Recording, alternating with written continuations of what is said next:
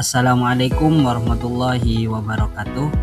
Alhamdulillah, alhamdulillahirabbil alamin. Wabihi nasta'inu ala umuri dunya waddin. Wassalatu wassalamu ala asyrafil anbiya'i wal mursalin Sayyidina Muhammadin wa ala alihi washabihi barik wasallim ajma'in. Yang kami hormati dosen pengampu mata kuliah Bahasa Indonesia Ibu Nita Puspitasari serta teman-teman sekalian yang kami banggakan. Di sini kami akan menjelaskan tentang penerapan kalimat efektif dan pengembangan paragraf dalam karya tulis ilmiah. Sebelum menjelaskan materi, kami akan memperkenalkan anggota kelompok kami, yaitu yang pertama saya Muhammad Ali Hamzah Syabana, yang kedua Dani Firmansyah, yang ketiga Ahmad Farhan Kamil. Di sini materi presentasi kami yaitu ada 6. Yang pertama, pengertian kalimat efektif. Yang kedua, ciri-ciri kalimat efektif. Yang ketiga, pengertian paragraf. Yang keempat, jenis-jenis paragraf. Yang kelima, struktur paragraf. Yang keenam, kesimpulan presentasi. Untuk materi pertama, di sini saya akan menjelaskan pengertian kalimat efektif. Kalimat efektif adalah kalimat yang dapat memberikan kemudahan atau kejelasan informasi kepada pembaca atau pendengar. Dengan kata lain, kalimat dapat dikatakan efektif apabila kalimat tersebut mampu secara tepat mewakili gagasan atau perasaan penyampaian informasi dan sanggup memberikan gambaran yang sama tepatnya kepada pembaca atau pendengar. Kalimat dikatakan efektif apabila berhasil menyampaikan pesan, gagasan, perasaan maupun pemberitahuan sesuai dengan maksud pembicara atau penulis. Kalimat efektif harus memiliki kriteria antara lain kesatuan gagasan atau kesepadanan struktur, kesejajaran, penekanan, kehematan, kevariasian, kelogisan, kecermatan, dan kesantunan. Untuk materi selanjutnya akan dijelaskan oleh saudara Dani Firmansyah.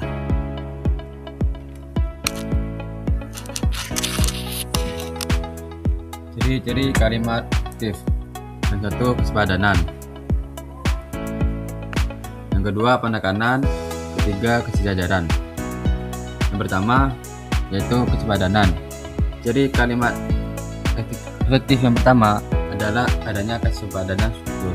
Yang dimaksud dengan kesepadanan struktur adalah keseimbangan antara pikiran atau gagasan dan struktur bahasa yang digunakan. Struktur kalimat yang baik minimal harus memiliki unsur subjek dan predikat, boleh ditambah unsur objek, keterangan, atau unsur pelengkap. Ciri kesepadanan ditunjukkan oleh kemampuan struktur kalimat dalam mendukung gagasan yang ingin disampaikan. Jadi, suatu konsep atau gagasan yang lengkap harus disampaikan dengan kalimat yang strukturnya lengkap pula. Yang kedua, penekanan. Penekanan digunakan agar bagian tertentu dalam kalimat mendapat perhatian lebih dari pembaca. Dalam bahasa lisan, penekanan biasanya dilakukan melalui intonasi tinggi, suara keras, atau perlambatan ucapan. Dalam bahasa tulis, penekanan dapat dilakukan dengan beberapa cara. Yang pertama, A. Posisi dalam kalimat. Bagian kalimat yang ingin ditegaskan dapat ditempatkan pada posisi awal. Pengedepanan ini dapat berupa subjek, predikat, objek, atau unsur lainnya. Contoh, Presiden menegaskan agar kita selalu hidup disiplin. Kedua, urutan logis kalimat yang menggambarkan peristiwa hendaknya disusun secara logis agar membantu pemahaman pembaca. Demikian pula urutan mengenai tingkat kepentingan atau proses. Misalnya 1, 2, 3. Kecil, sedang, besar, anak-anak, remaja, atau orang tua. Contoh, penggemarnya tidak hanya anak-anak, tetapi juga remaja, orang tua, bahkan kakek-kakek. Ketiga, pengulangan kata.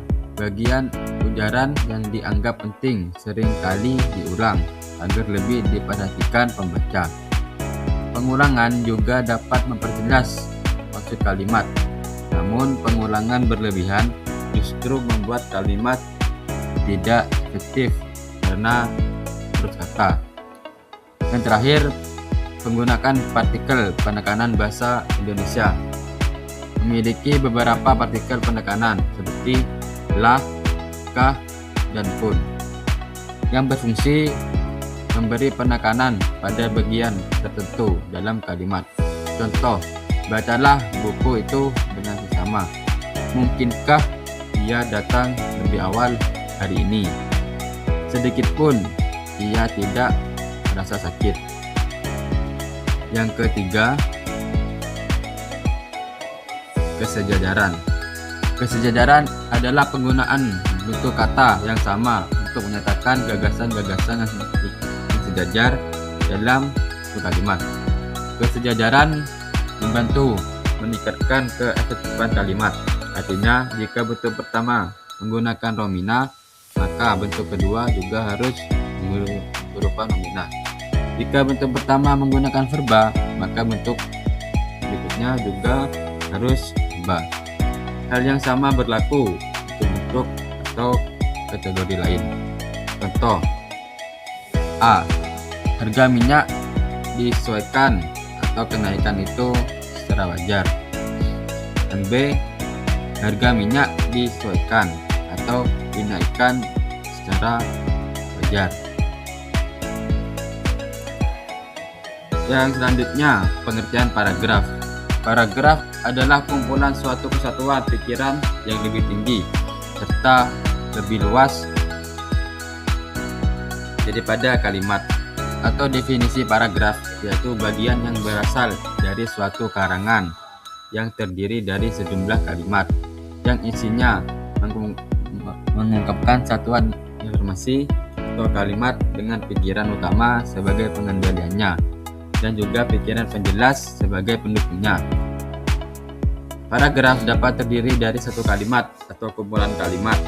Akan tetapi, kalimat yang berhubungan antara yang satu dengan yang lain dalam suatu rangkaian yang membentuk suatu kalimat, dan dapat disebut juga dengan penuangan ide dari penulis melalui kalimat atau kumpulan kalimat yang satu dengan yang lainnya, yang berkaitan dan juga hanya memiliki satu tema.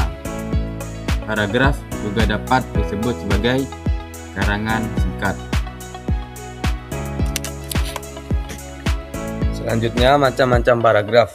Macam-macam paragraf di sini ada 6. Yang pertama, paragraf naratif. Yang kedua, paragraf deskriptif. Yang ketiga, paragraf ekspositori. Yang keempat, paragraf persuasif. Yang kelima, paragraf deduktif. Dan yang terakhir, paragraf deduktif induktif. Paragraf naratif, paragraf yang menceritakan sebuah kisah atau menceritakan kembali peristiwa. Struktur paragraf ini biasanya mencakup kalimat topik, rangkaian peristiwa, dan kesimpulan yang mencerminkan narasi.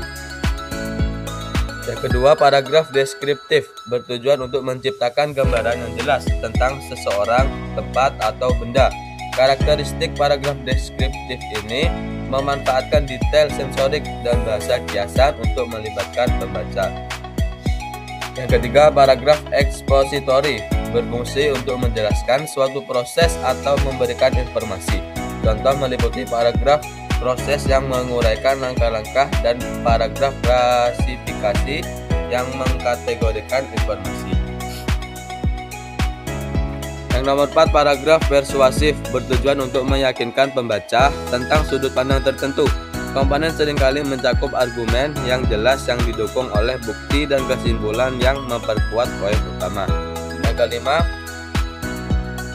paragraf deduktif, yaitu merupakan paragraf yang dimulai dengan pernyataan umum ke pernyataan khusus atau paragraf yang berkalimat utama di awal paragraf.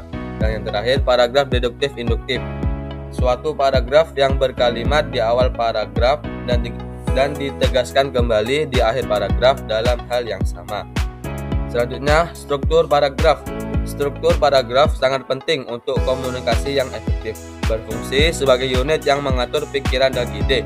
Paragraf yang terstruktur dengan baik biasanya mencakup kalimat topik, kalimat pendukung, dan kalimat penutup, yang bersama-sama menciptakan koherensi dan kejelasan. Adapun komponen utama paragraf antara lain: 1. Kalimat topik. Kalimat ini memperkenalkan ide utama, membantu pembaca tentang apa yang diharapkan. Nomor 2. Kalimat pendukung. Kalimat ini memberikan bukti, contoh, atau penjelasan yang memperkuat kalimat topik, memastikan alur dan koherensi yang logis. Dan terakhir, kalimat penutup ini mengakhiri paragraf, meringkas poin utama atau beralih ke ide berikutnya. Kesimpulan, kalimat efektif dan paragraf yang baik merupakan dua unsur utama dalam penulisan yang jelas, runtut, dan mudah dipahami. Kalimat efektif adalah kalimat yang disusun sesuai kaidah bahasa, memiliki struktur yang tepat, serta mampu menyampaikan gagasan penulis secara akurat kepada pembaca. Keefektifan kalimat ditentukan oleh beberapa kriteria seperti kesepadanan struktur, kesejajaran penekanan, kehematan, kelogisan, kecermatan, dan kesantunan. Secara keseluruhan, pemahaman mengenai kalimat efektif dan paragraf yang terstruktur dengan baik sangat penting bagi setiap penulis. Hal ini membantu menciptakan tulisan yang komunikatif, teratur, dan mampu menyampaikan pesan sesuai tujuan penulis. Jika kedua unsur ini diterapkan dengan tepat, kualitas tulisan akan meningkatkan serta lebih mudah dipahami oleh pembaca. Mungkin cukup itu presentasi dari kelompok kami. Mudah-mudahan apa yang dipresentasikan oleh kami membawa manfaat, kurang lebihnya ihdinas siratal mustaqim. Wassalamualaikum warahmatullahi wabarakatuh.